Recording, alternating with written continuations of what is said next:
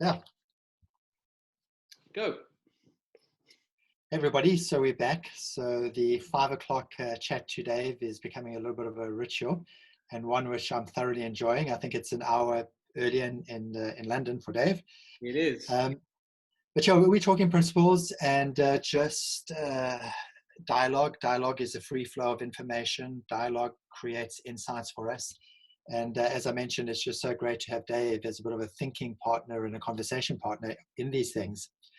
So we try and get a bit of continuity between what we spoke about yesterday. And one of the things that did come up yesterday, and I think the time before, was just the concept of root and fruit. And since I've known Dave, 10, 11 years, I know that I think one of our earliest conversations together was about roots and fruits, because Dave, is something that's just so part of your philosophy, way of doing things. So do you want to kick us off on that? So let's just reconnect and see where we go with it. Yeah. So it's nice. Yeah, this is. I'm enjoying. I know 4 o'clock's coming. I look forward to having the computer ready. So I'm enjoying these. If no one else is, and so just as you would get a mental picture in your mind of a big oak tree in the middle of a field, and what you see on the leaves of this tree. That represents the fruit. It's what we see. It's what people see. It's what's above ground. But we all know that actually, as much as you see above ground, is there evidence there is in the underground. That actually the real life, the real anchor, the real thing that creates life of this tree is found in the root structure. Now, in my experience, certainly in counseling over the years, I find that people spend an inordinate amount of attention on the fruit. So if they're in an argument, they spend a lot of attention on the words or the emotion or something that's being said, the stuff that's tangible, the stuff that can be seen. And we can get very sidetracked in trying to fix what is visible, what I would call the fruits, without paying attention to what is actually causing those fruits, which is the roots of a situation. And so I tend to tell people when I'm coaching them is to always ask root questions rather than fruit questions. So sometimes in a crisis like we've been facing here, our natural response might be fear or anger or anxiety, etc. And so I would be saying to people, okay, you feel anger, you feel anxiety. Let's ask the root question. What is causing those feelings? Let's start to tunnel. And a counselor, I can't remember his name, said that you should try and go for the five question principle. And you go down 5 levels of saying, well, why? Why is that? And why is that? And why is this? And as you go down the levels, you actually start to find that the real root of something can be seemingly quite disconnected from the actual fruit that's being manifest. And so it's a challenge for us all to start to reevaluate, why are we feeling the way we're doing? Why do we spend so much attention on the visible fruits in our lives? And yet we tend to deny or not pay enough attention on the root structure of our lives and what's causing what. Does that make sense? Yeah, absolutely. I think the challenge with going to the root, and probably why we don't do it, is that there's a hard part to it.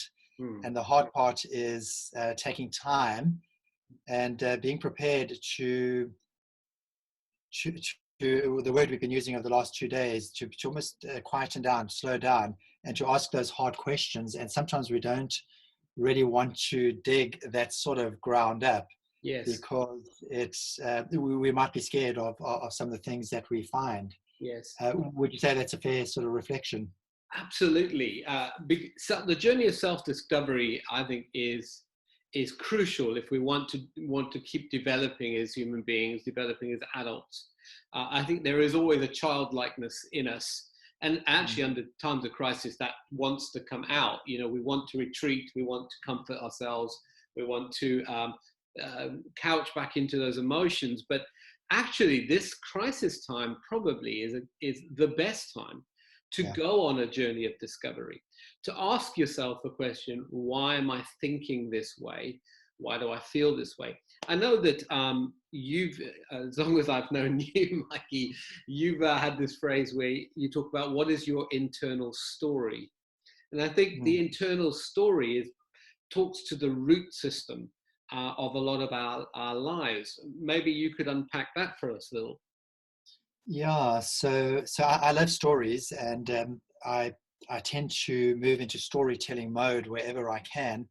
But all of us are storytellers and story creators, so we're creating stories about everything. And the stories we create are often because of root issues. So if I've got a root issue, which is nobody can be trusted, I will often be creating stories in my encounters and engagements with everybody that are supportive of the root feeling of the world is scarce, and nobody around here can be trusted. So we often need to challenge the stories that we create, so that we go into the root issues. And these assumptions or attachments that we then begin to make and hold on to need to be opened up. Yeah. So, for example, I love the 3 Ps. Say you're in a given situation like we are now, we could be creating a story based on root issues that goes something like this. This is personal. Why is this happening to me? What have I done wrong?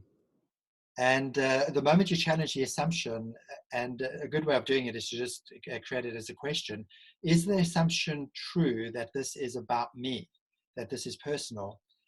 Yes, no, maybe. The moment we get to no, it's not, or maybe it's not, we begin to open up avenues of exploration. Another second P, permanency. So we mentioned this a couple of days ago. But is it true that this is permanent? So we often take something that's temporary and make it permanent. And is the assumption true? Yes, no, maybe. The moment we get a no or maybe, we free ourselves to move. The third P that I really love is the word pervasiveness. Yeah, so I'm a little bit stuck at home. Is it true that my stuckness at home needs to be pervasive into all my feelings? Is that assumption true? Yes, no, maybe. So linked to root beliefs are often assumptions, implicit associations, that if we begin to open them up, can begin to cause us or bring about a different narrative forming. But again, this takes, you need to do the spiritual work. And it's not something you don't change assumption straight away, even by just the questions I'm asking, but you begin to create a platform that's challenging them, so that you can create a new narrative. I love those 3 Ps. So that's permanent, Pervasive. personal, permanent, and pervasive. Yeah. I love that.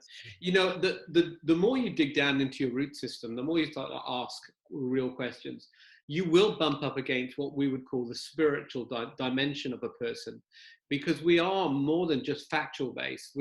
There is a sense that we need to feel connected to something much bigger, much greater than necessarily ourselves as well.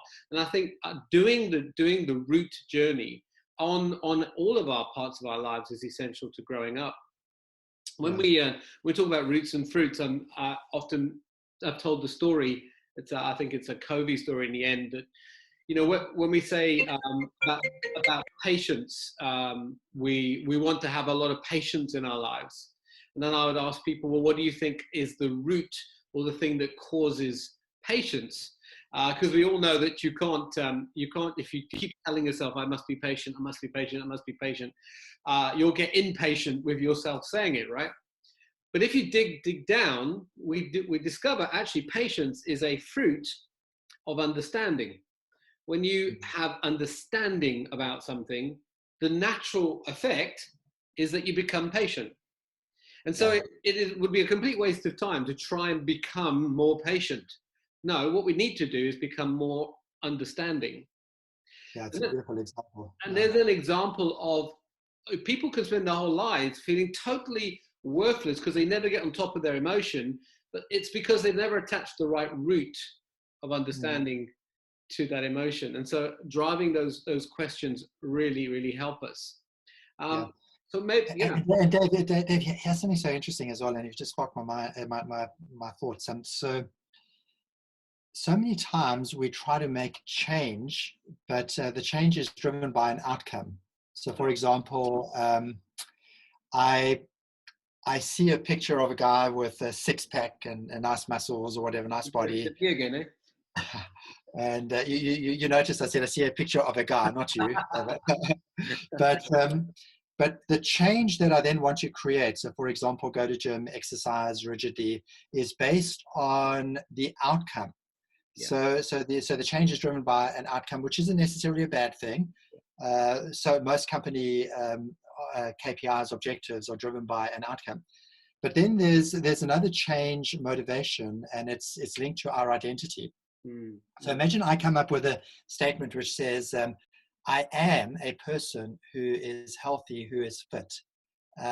Because I am healthy and fit, I'm committed to training in the gym for an hour. So what we've done there is we've gone to a root issue of identity. And I think so much of the way we behave and respond is linked to who I feel I am and my beliefs of it. And so change can be driven by the outcome, or change is driven, again, to your language, we're getting to a root issue. Yes. Yeah. It's exciting. If you can imagine a triangle, new truth at the top. We get the idea of new truth. And what we immediately want to do is we want to implement that new truth into our life. As you said, we want to suddenly see an outcome of this new truth. And usually it's met with a whole bunch of frustration. But what needs to happen with new truth, firstly, is it needs to firstly permeate our subconsciousness, our being, our heart. New truth needs to firstly change, you say, our identity. I love that word. Who I am. It needs to change the value structure within me. And the natural effect of changing a value structure is that the outcome comes in, but it's a natural outcome. Just like we talked about, you go and you say, I must be more patient as a man. But actually what needs to change is the value of understanding. And the natural outcome of that would be patience, right? By ingesting the value that says, I need to be healthy, I need to be someone who's physically strong, the more that imbibes into our being of who we are, the natural effect is we find ourselves wanting to run, we find ourselves re-looking at the labels of our food and changing our behaviors.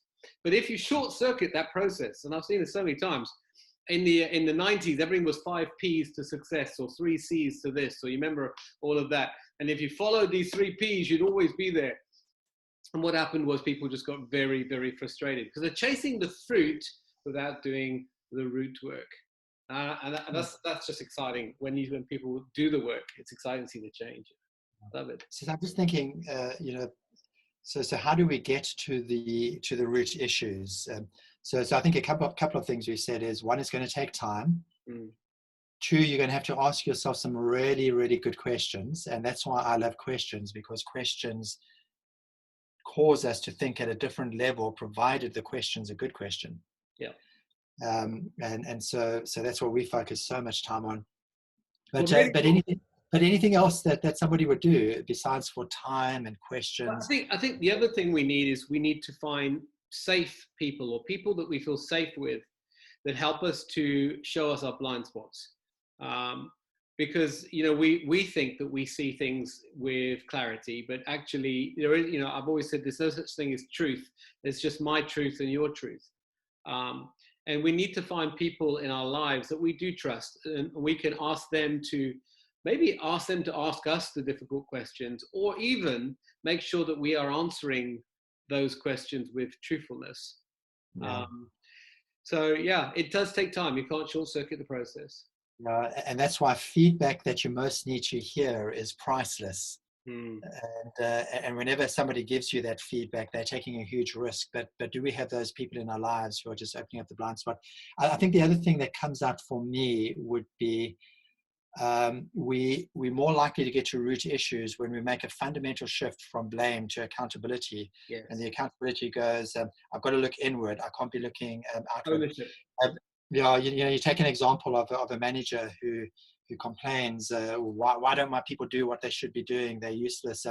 But when you begin to dig inward, you might begin to find that uncomfortable places and spaces which says, but you're the problem. Yes. It's you. Now that's absolutely freeing, because the moment the focus is on me, I can begin to do something about it. Exactly. But as long as I'm blaming outside, then yes, exactly. then, Exactly. yeah. So ownership is a huge thing of getting to a root issue. Owning, and owning your own happiness, owning your own emotions, rather than blaming your emotions either on chemical, it's just chemicals, or it's just an outside thing. No, I'm owning how I feel. I'm owning where I am, my state of being right now, taking responsibility for it. I think this will be something we should definitely talk about in podcasts to come as well, Mike. Yeah. Okay. All right. So I suppose final question is there any root thing that you've identified in the last 3-4 weeks? Have you been doing a little bit of this work yourself? Yeah, and I think the overarching thing for me was fear. I think fear of will I have a job at the end? Will there be money? What will this happen? And I think one of the roots of fear was too much information, too misloading information, not listening to the right stuff, having the TV on too long, constantly filling my mind with all of these different reviews of what could and couldn't go on. And I had to get back to what we said yesterday, that quiet place where we wrestle against the noise and we start to bring it down, and actually realize that a lot of our fears are, well, as I used to say, false evidence that appears real. And when you start to strip it back, you realize that a lot of your fears are just based on nothing really. So yeah, I think taking what we spoke about yesterday, the meditation, the quietness, the stilling of our mind, and then doing the root discovery, I want to find out the roots of how I feel. Those two disciplines work very well together. So I suppose the encouragement as we close this, Dave, is for people to make sure that they use some of the time that's been given to them to do that self-inner spiritual reflection work. Maybe get some feedback from people. Don't get paralyzed by it. I think that would be a big thing as well. Don't get paralyzed by it. Remember, this is a good process of just saying, what are the root issues here so that the fruit can be good? I like that. I like that. Yeah, may we find the roots to the fruits in our lives, that we might bear better fruit in the future. Yeah. Good. Great talking to you, Mike. Let's chat again on Monday. Have a great weekend. I'm going to do that. Thanks, Ivey. Cheers.